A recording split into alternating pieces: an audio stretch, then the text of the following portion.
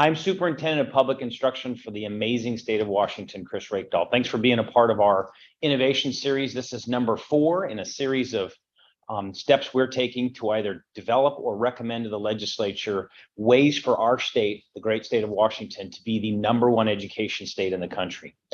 We have a pretty exciting lineup here today, and I think an announcement that has been long in coming for lots of advocates around the state.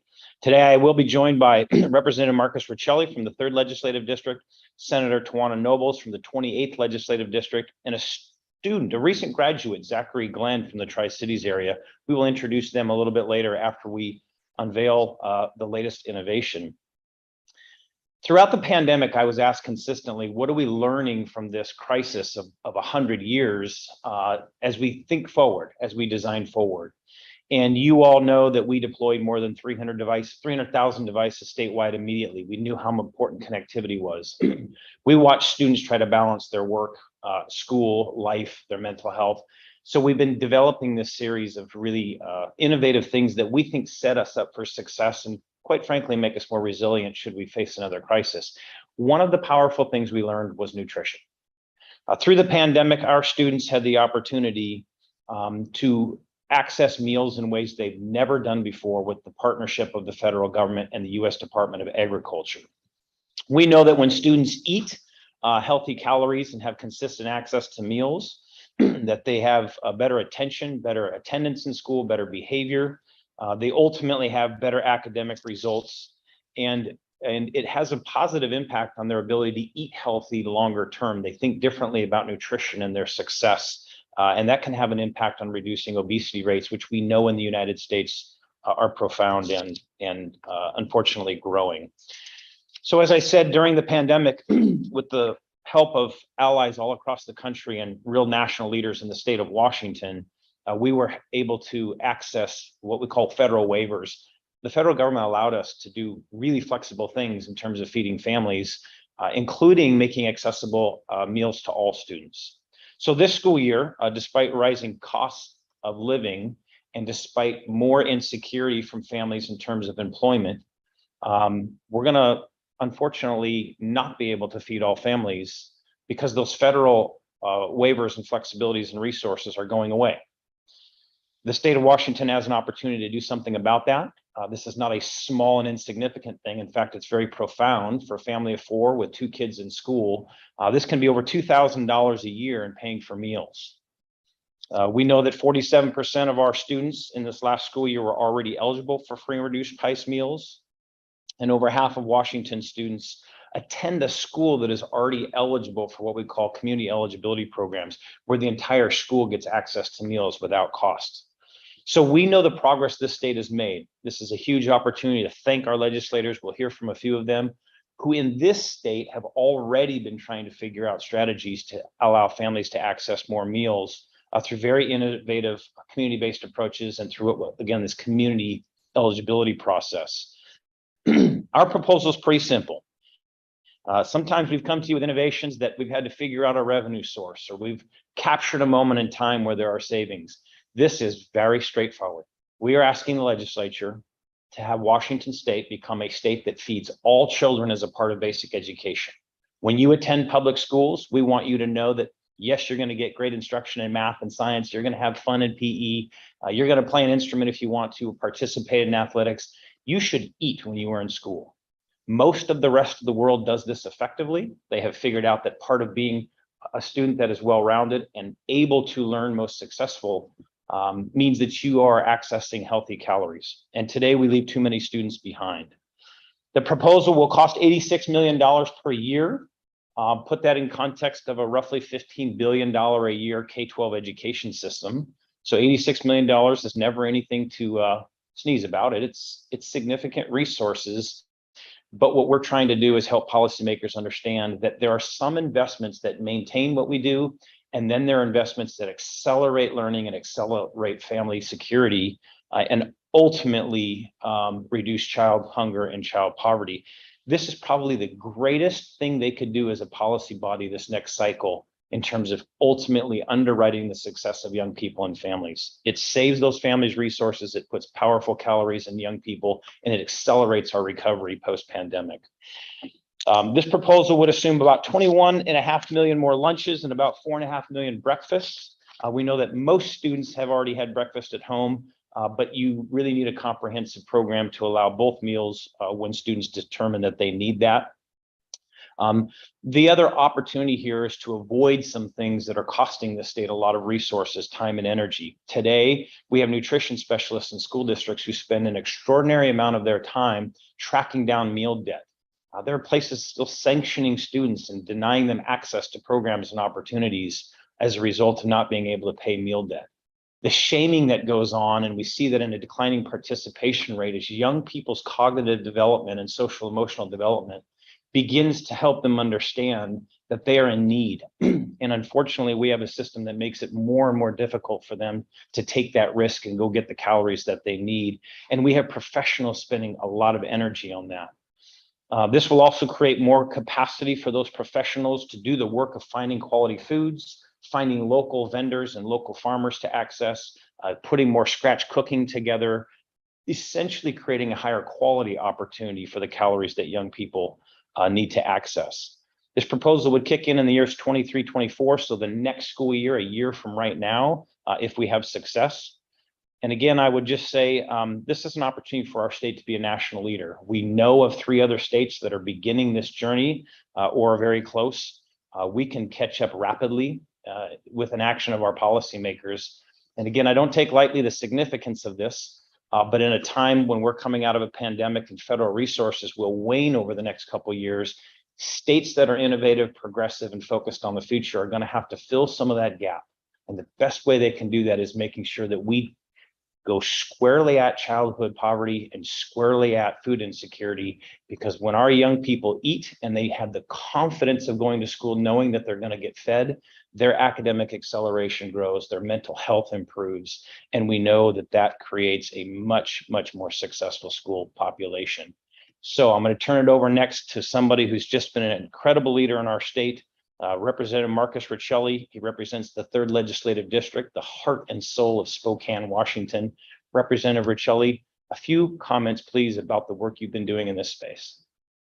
Well, thank you, Superintendent. I really appreciate it. And I'm thrilled to be here today to be part of this. As we all know, food is health, and consistent access to nutritious food is a part of how we protect kids, how we keep them healthy, how we give them the fuel they need to learn, grow, and thrive.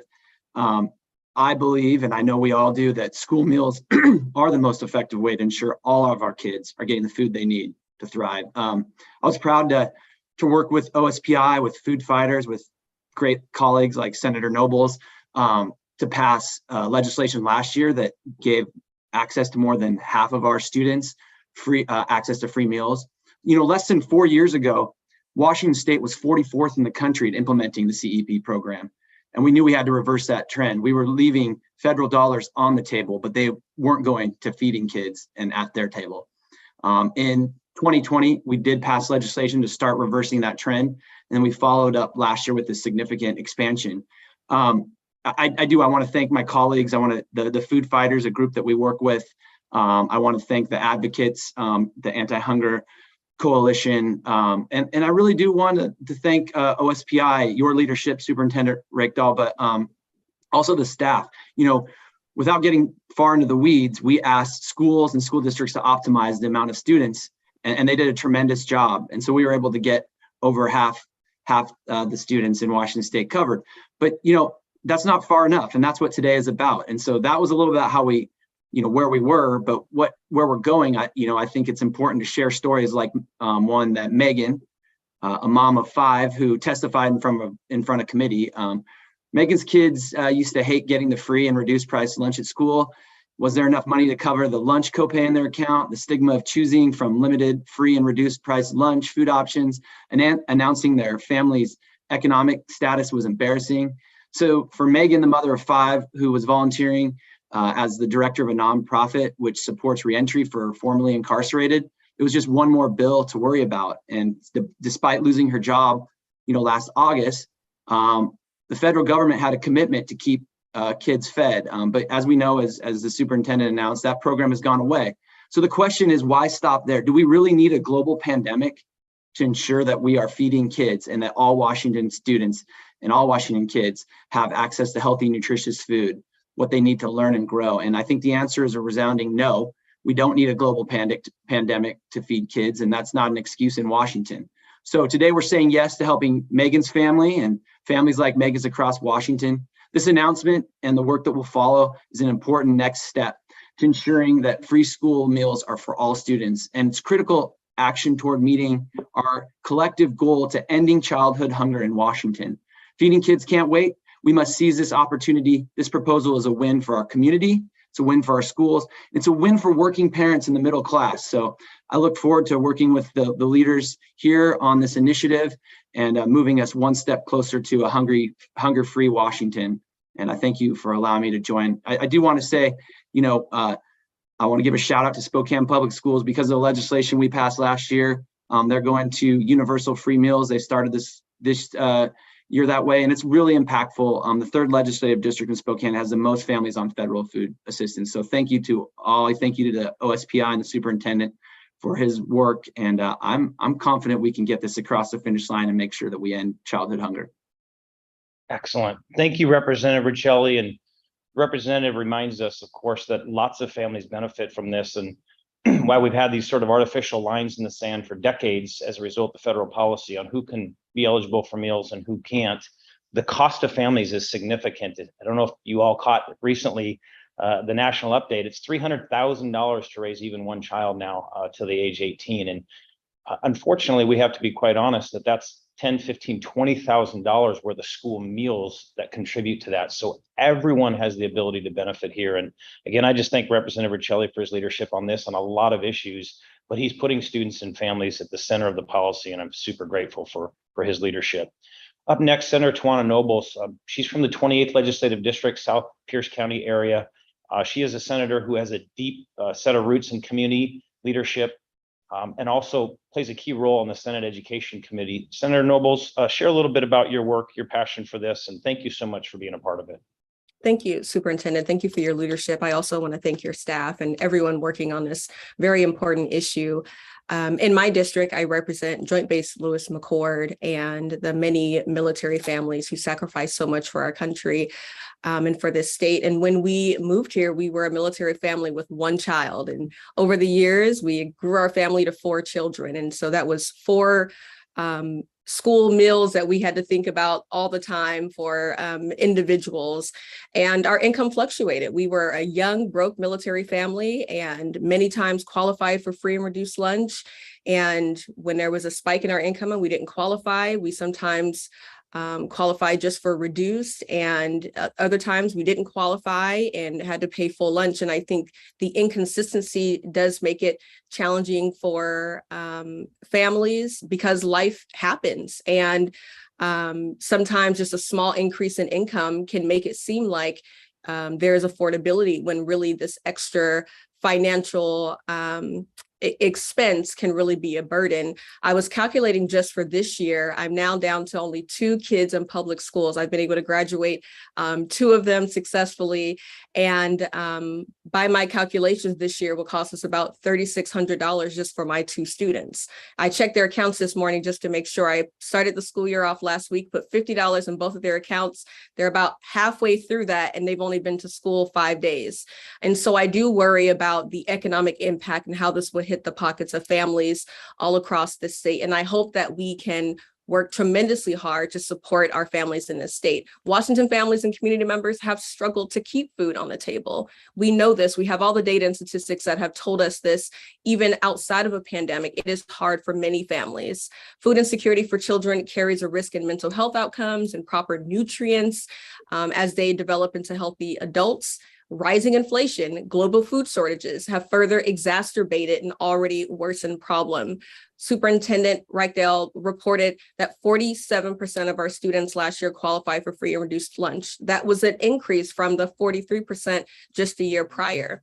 And we did some incredible work last year. We made efforts to improve food security for students in Washington by increasing the number of schools providing universal meals through for example, House Bill 1878. But in a district where I have served as a school board director and university place, we're not a district that qualifies for universal meals for students. And so we had to send communication home that we're back to families that qualify to that don't qualify for free or reduced lunches to pay for those meals. And I want to be a senator and a colleague that works to do something about this. No student should be hungry at school. I remember when I was younger, school provided me the most consistency. I look forward to school meals. We lived in shelters, we were doubled up, we had a lot of instability. Eventually we went into foster care, but I could count on the meals at school. I love to get that rectangular piece of pizza and dip it in ranch. I look forward to Fridays because I knew that I could have consistent meals at schools, and I want that for every student. It hinders our students' ability to learn if their basic needs aren't met, and the superintendent is correct. We're talking about investing in the basic needs of our students, investing in their success, investing in their families, and making sure that we help them to become successful adults. And we do have an opportunity to follow states like California and Vermont and Massachusetts. We have an opportunity to offer meals to all of Washington's K-12 public school students, regardless of their family income. And the work should not stop there. We also have to continue to put the pressure on our federal government to put an end to the stigma of food insecurity in schools. So I'm just asking that we work together, that we support our students, and that we support their basic educational needs. And I'm committed to ensure that we can work hard this next session to make this happen. Thank you, Superintendent, for your leadership. Thanks to all staff. Thanks to all of our students who trust us, all of our families, school leaders, our educators, who will partner with us to make sure that we can make this happen for students and families. Just absolutely passionate and awesome. Thank you, Senator Nobles. We're very grateful for your leadership and look forward to partnering with you, House and Senate coming together to make this happen. Senator Nobles loves the square pizza. I'm a corn dog fan. Whatever your choice is, you need those calories. I will remind everybody that through the the U.S. Department of Agriculture and the standards that we have an incredible nutrition team that works with regions all across the state. There is a very prescribed amount of proteins, limited sugars, appropriate dairy, and obviously accommodations for students with allergies in the process. So we are talking about some of the healthiest calories that many, many young people will face, particularly if their families struggling with financial distress and kind of turning to some challenging calories that are often a little affordable, but not always the most nutritious. So this is also just a moment to remind folks that some people don't always think they're the best meals, and sometimes those green beans don't taste great, but our schools have really high standards for what that looks like for families, and I'm grateful for the leadership. We turn now to Zachary Glenn. Zachary's a former student and school board representative for the Kennewick School District in the Tri-Cities. He's a 2022 graduate, one of the proud Washingtonians who has graduated from our public school system and is doing great things today. Zachary, take it away here. Awesome. So my middle school did not have access to universal free school meals, but my high school did. And it was clear that in my middle school, kids would go without food for one reason or another. This meant less engaged students who, instead of focusing on class, are sitting there hungry. It impacted school culture, knowing that there are students around you who aren't having some of their most basic needs met. My high school was a part of the community eligibility program, and I witnessed firsthand the difference that universal free school meal programs can make. Lunchtime became about eating when you are hungry, not when you can afford to eat.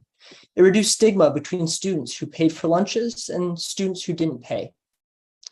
It allowed the nutritional staff to focus on feeding children and not paperwork. It also meant that they could build relationships with every student.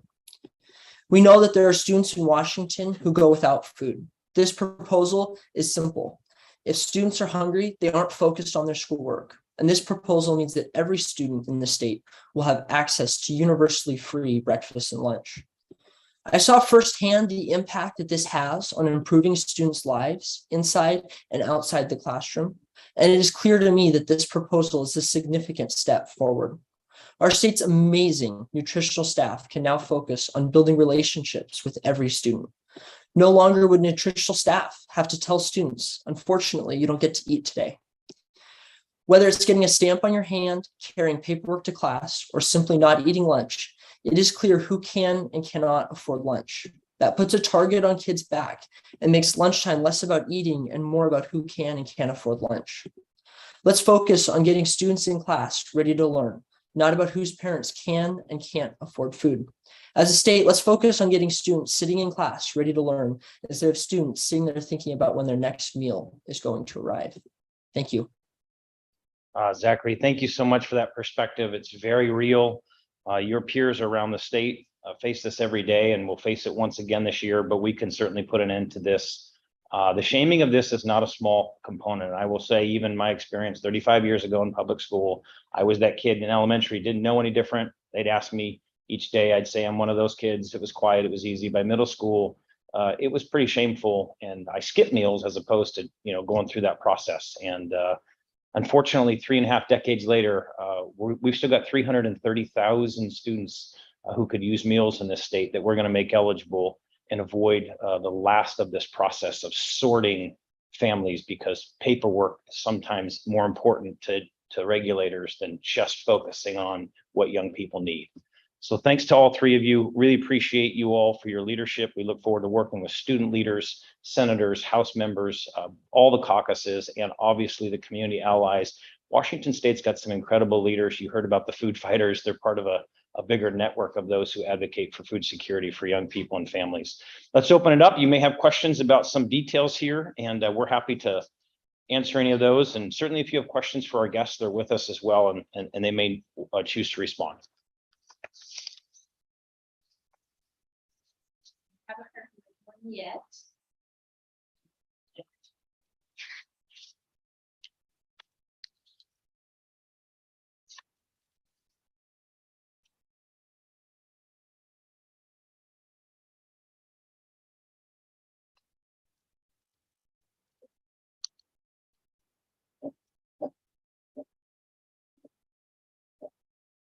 Let it be known for the record that a lack of question from the state's media is a full and total endorsement of the plan.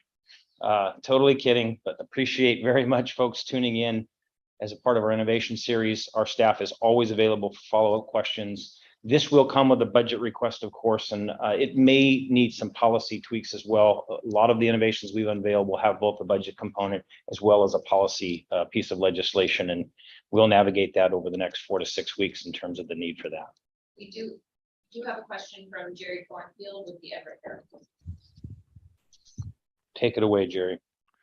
I just wondered, you said it's for the 2023 school year. Sounds like it'll be an item for the next 2-year budget. So can you just walk through the 86 million? Is that a 1-year cost? So your request would be double that.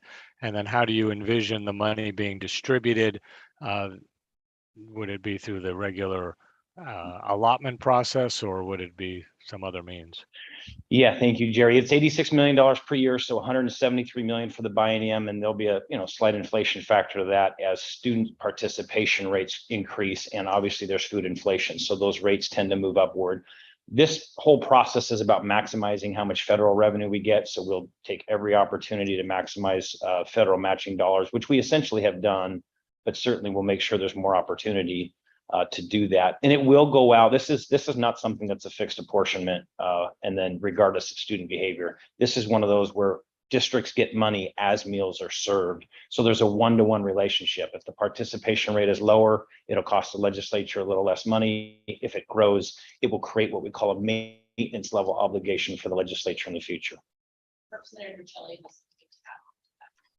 Yeah, thanks. I just wanted to remind folks, we are looking at the state initiative, but we are working with great federal partners like Senator Murray, and there is an opportunity to help reduce the burden on Washington State as they're looking at the federal level to increase the multiplier for CEP. And so I know that myself and many of my colleagues and the superintendent will be continuing to advocate that multiplier increases as well. So we have kind of joint fronts, but we just know that feeding kids can't wait. So we're going to do our part in Washington, but there's significant ways that we can see the cost burden reduced if the federal government does what I think they should be doing.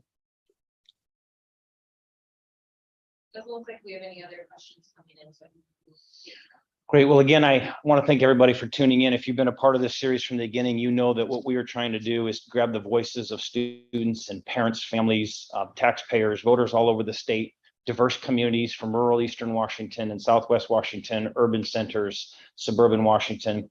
We're pairing that with what we know from what students directly tell us in surveys that we do at least every 2 years around priorities for young people. We pair that up with the things we've learned through the pandemic. And then we've built an agenda around what this state might look like and how it might perform with incredible success if we find this moment of courage where we think about how to feed all kids so that they have this foundation. How do we make sure that young people get the most flexibility in their high school experience to maximize their next step? You've heard us talk about making sure that rural communities get better access to facilities. Some of the dollars we talked about in our first innovation could build kitchens again. We do a lot of reheats in meals, and this could allow a lot of opportunities. So every part of this journey is about Washington State looking forward. I'm grateful for your participation. Reach out to Katie Payne at OSPI if you have questions. And again, thanks to our 3 guests today for your participation. Together, we can solve problems.